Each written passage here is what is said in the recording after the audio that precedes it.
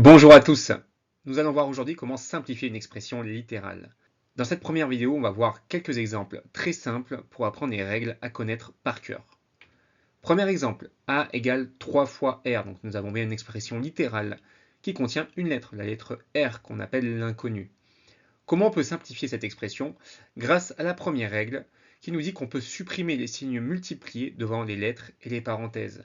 Donc si on applique ça à l'exemple A, 3 fois R devient 3 R, tout simplement. 3 fois R, c'est bien la même chose que 3 R. C'est le signe multiplié qui est caché. Si on continue à appliquer cette règle 1 à l'exemple B, 4 fois, entre parenthèses, 5 moins x, on peut enlever le signe multiplié devant la parenthèse également. Donc cette expression devient tout simplement 4, entre parenthèses, 5 moins x. Donc comprenez bien que ici, il n'y a pas rien, c'est bien un multiplié qui est caché. On ne l'écrit pas, ça simplifie l'expression, ça simplifie l'écriture. Ensuite, C égale T fois 4. Alors ici, attention, on ne peut pas enlever le signe multiplié devant un nombre. La règle ne nous dit pas ça, on peut le supprimer devant une lettre ou une parenthèse. Ce qu'on peut faire, par contre, la règle 2 nous dit que dans un produit, dans une multiplication, on place toujours les nombres devant les lettres et les parenthèses. Comme c'est un produit, l'ordre des facteurs n'importe pas. On peut donc l'écrire 4 fois T. Et on retombe sur l'exemple A avec un signe multiplié devant une lettre qu'on peut enlever. 4 fois T devient 4T. Exemple D. Nous appliquons encore à nouveau la règle numéro 2. Nous avons un produit d'une parenthèse par un nombre. On va placer ce nombre devant la parenthèse. C'est un produit, on peut changer l'ordre des facteurs. 12 fois y plus 2. Et maintenant, on peut encore appliquer la règle 1. On peut enlever le signe multiplié devant la parenthèse. Y plus 2.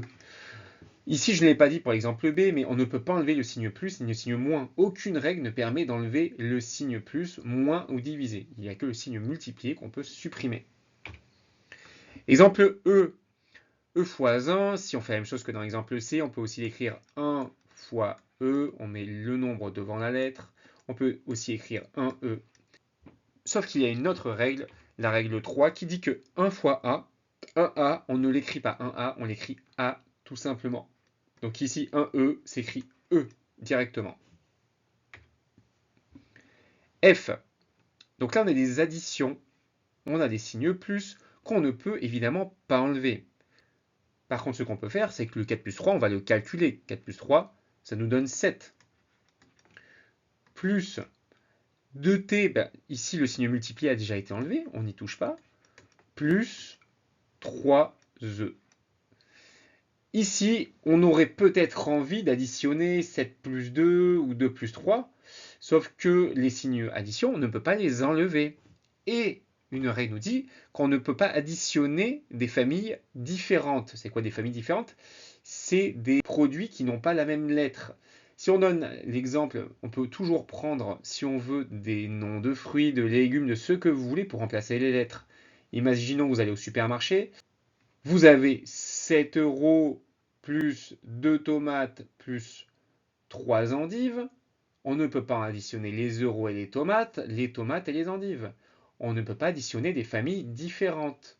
Ici, on ne peut rien faire de plus. Enfin, exemple G, R fois R. On pourrait écrire ça RR si on suit la règle numéro 1. Mais une règle numéro 5 nous dit que A fois A, quand on multiplie deux lettres identiques ensemble, on dit ça R au carré. R fois R égale R au carré. Si on avait R fois R, la même lettre multipliée 3 fois, on l'écrirait R au cube.